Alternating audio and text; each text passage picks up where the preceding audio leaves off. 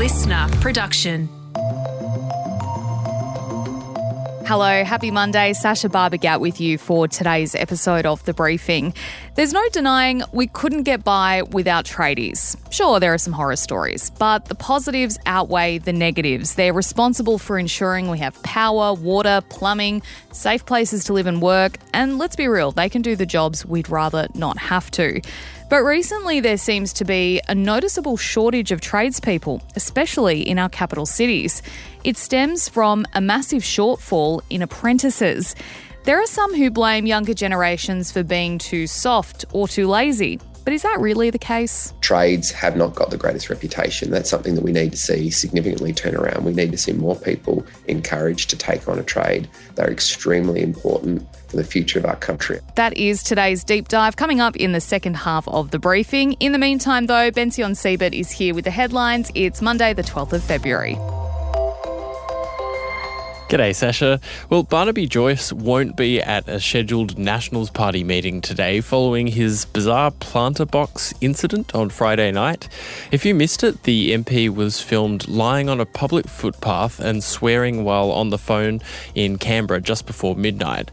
He says that he fell off the planter box and that he's ashamed and embarrassed by the whole thing. Anthony Albanese, the Prime Minister, has called on the coalition to explain what happened.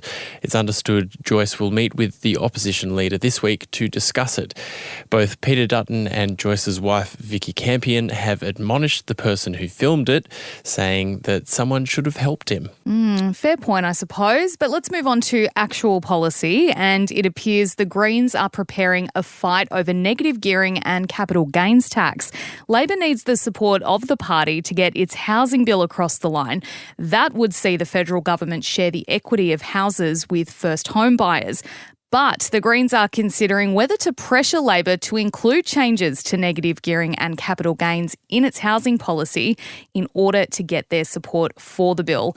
So this could shape up to be quite interesting, Bension. The Greens are making the point that Labor's changed its mind on stage 3 tax cuts, so why couldn't they change their mind on this? Negative gearing in particular is a pretty controversial policy. It allows investors to claim tax deductions on rental property losses. And basically the way the Greens see it is that along with capital gains, sees people who invest in property, therefore who maybe have a bit of an income coming from those properties, are just able to keep going and going and going. And then it's pushing first home buyers who don't have anything behind them aside from some savings and hopefully a bank loan. It's pushing them out of the market and it's just making it impossible.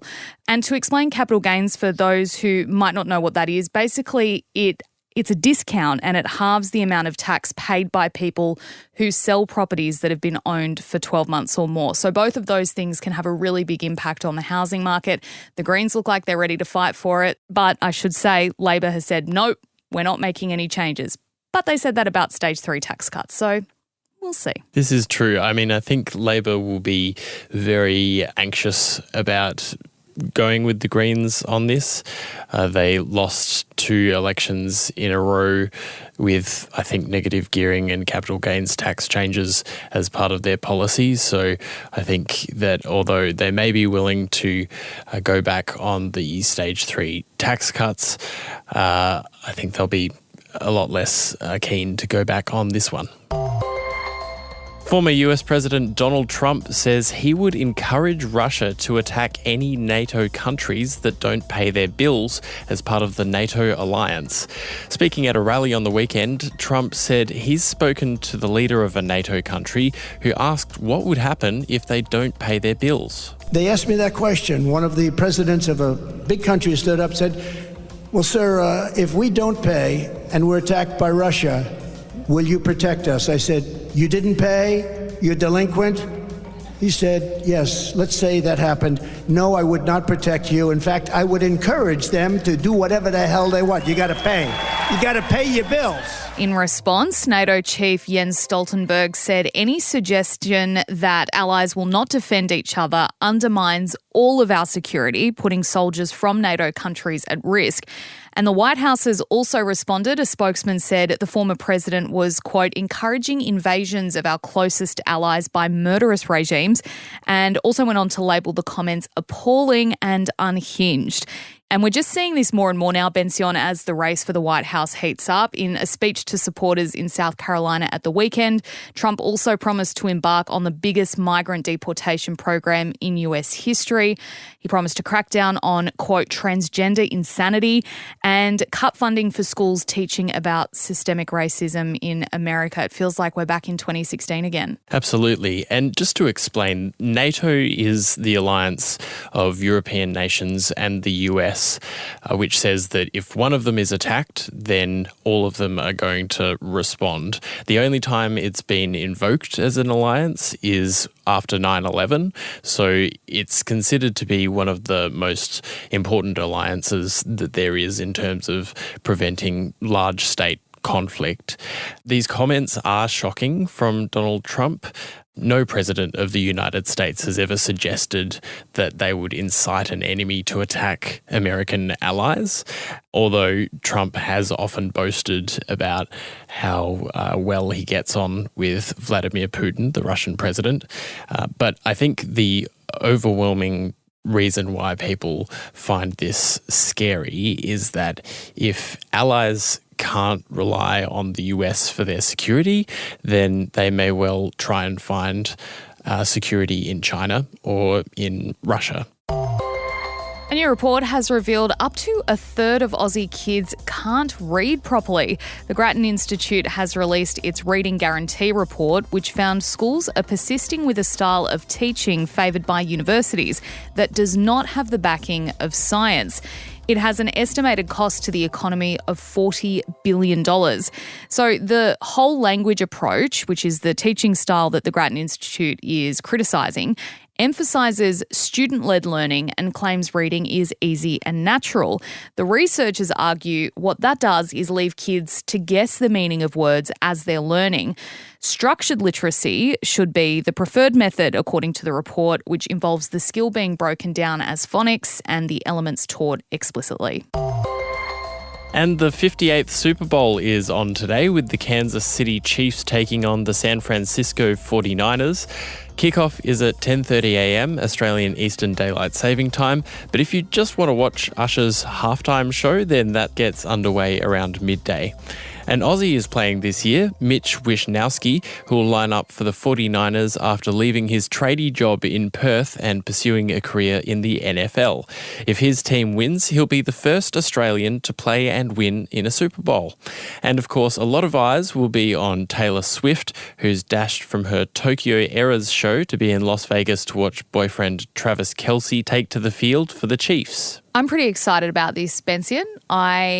Purely for the halftime show, by the way. I couldn't care less about the football. I'm a sports fan, right? But I don't know if you've ever sat and watched an NFL game, but as an Aussie, it's really hard to watch because I think we're so used to like fast-paced sport. We've got the AFL, we've got league, we've got union, we've got soccer, and it's go, go, go when everything's happening and the players are dead on their feet. When you watch the NFL, it's a lot of stopping and starting. They'll play for like 40 seconds and then stop for 3 minutes, and they're all just kind of wandering around the field. I mean, to be fair, I don't really understand the rules. I know what a touchdown is, but I really enjoy the halftime show. Last year we watched Rihanna here at Listener. We all got into the kitchen, we got nachos, and we sat and watched Rihanna's halftime show, and it was a lot of fun. And apparently Usher's going to bring up Alicia Keys as a special guest. So I'll be watching that at the very least, yeah. Either way, I hope you get to enjoy it. Bension, maybe today's the day you watch your first NFL game. I really don't think so, Sasha. I just don't think it's going to happen, but I'm sure it's very enjoyable for other people. I may well tune in for the halftime show. Excellent decision. Thank you so much for being here for the headlines. That is all we have time for there, but we now are getting into today's deep dive on tradie shortages.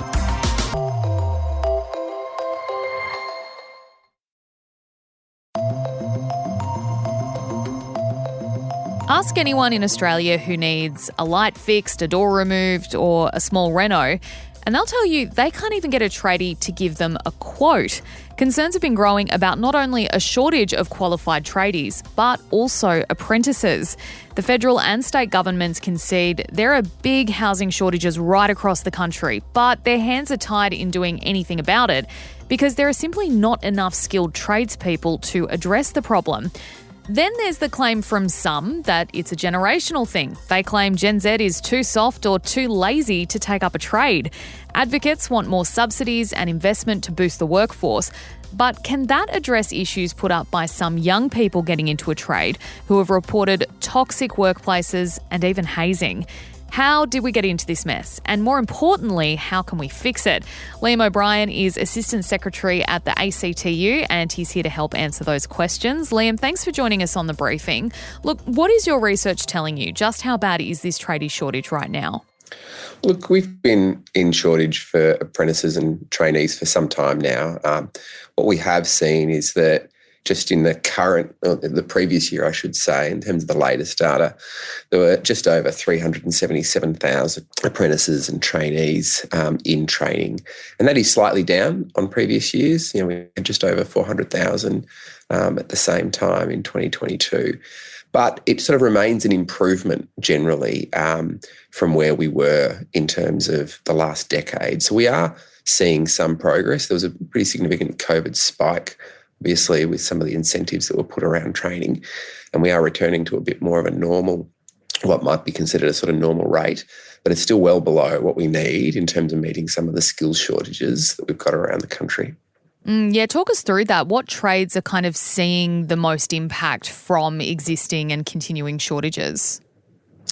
Look, really, after a decade of neglect by the previous government when it comes to vocational education training, we've got lots of occupations generally that are in shortage. Roughly around a third of all occupations are now in shortage, and that includes really all of our trades. So, we've seen really pronounced shortages with electricians, especially with the demand that's now coming for electricians when it comes to some of the big projects that are happening, in particular our efforts to transition to cleaner energies and renewables. So we know that, a recent report last year that showed we've got a massive shortage coming our way when it comes to electricians that is really going to impede our ability to deliver on cleaner energy. So I wouldn't say there's a specific trade to call out, although I've just called out electricians. It is something that we're seeing across all trades and, as I said, many occupations. Look, taking up a trade used to be one of the most popular avenues for school leavers. In fact, many would finish in year 10 and go straight into a trade, start earning money. What's changed recently to see a shift in that trend? I think that we'd probably say there are three really distinct causes that are not necessarily deterring people just from taking on apprenticeships, but really impacting their ability to complete, because it's actually not always just about the number that start, it's about the number that finish. And what we've really got is a problem when it comes to completion. So, in some cases, 50% of those that are starting their apprenticeship are not completing. And there are a range of factors to it, which I'll come to in a minute. But that's got to be one of the key areas to target for solutions. We can't just have an approach which is about pushing people into the front end of an apprenticeship. We've got to make sure that we're providing the support and everything to go into the back. But some of these issues affect both those that complete and indeed those that want to take on a trade. And I reckon if we talk about it as a sort of broad holistic thing, both those in terms of completions and those that are taking it on, I think we'd say there are really three key areas. First is the poor support that apprentices get. Federal government spends a lot of money providing support to apprentices, and in general, it's pretty poor. There is about a few $100 million that's spent on apprenticeship support. And in some cases, that might mean an apprentice gets a text message from their apprenticeship support network. So that's not really the sort of support that someone who's new to an industry, or indeed a young person maybe taking up their first job, needs when they start work and they're trying to learn their trade. We say there really needs to be much stronger industry support in those workplaces. As we all know, workplace experience is really critical to staying in any job, but in particular, if you're going to be, setting yourself up for a career in a particular trade, you do want to make sure that those workplace experiences are positive. And what we hear from apprentices is that many apprentices don't have that support and in their workplace. They're not getting the training and supervision and the variety of work that they need to be able to continue with their trade. And I suppose the third area to really pick up on, and this affects not just those that are in that sort of completions basket, but those that want to take on a trade, is the relative low wages that workers experience when they undertake a trade. Yeah, absolutely. It's incredibly physical work. My husband's a qualified plumber, and honestly, some days he comes home and I have to carry him through the front door because he's so exhausted. He's covered in dirt. And when he was an apprentice, you know, he wasn't getting paid very well to be digging trenches for sewers and things like that. I wanted to bring up the pay issue as well, which you've touched on just then, but, you know, the cost of living crisis has been going for the last couple of years. It's really ramped up recently. We're seeing tradie or apprentices get about halfway through their apprenticeship and then falling off. Do you think the cost of living is having an impact on that because they're finding they can't support themselves on an apprentice's wage? Absolutely. And I think, you're right. Like, this has been an ongoing issue for apprentices, but in the last few years with inflation, wages have not been keeping pace for any worker, and they have been drastically low for apprentices. So if we think about that reality, that's definitely playing out when it comes to completions, but it's also playing on the minds of workers when they make decisions about whether they want to undertake a trade.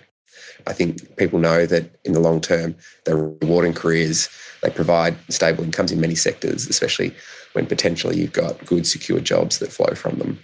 But you're right that trades have not got the greatest reputation. That's something that we need to see significantly turn around. We need to see more people encouraged to take on a trade. They're extremely important for the future of our country. I talked just before about clean energy.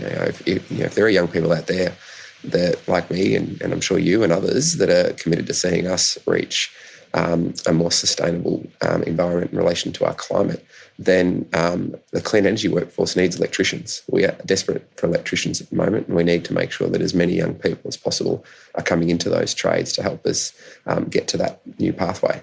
Well, let's talk about then the solutions. So we know that we need to encourage more people to take up a trade. What are the steps to getting that happening? And then what needs to continue happening so that people stay in the trade and earn a good living from it? When it comes to apprentices, as I said before, the support that's provided by Commonwealth funding in terms of apprenticeship support networks is not being targeted the way that it should. We know that workers need proper workplace and industry-based support during their training. This helps identify students who are at risk of withdrawal and addressing the issues that they might have, but also it provides people with a much more rewarding experience in the workplace that makes them want to continue on with it.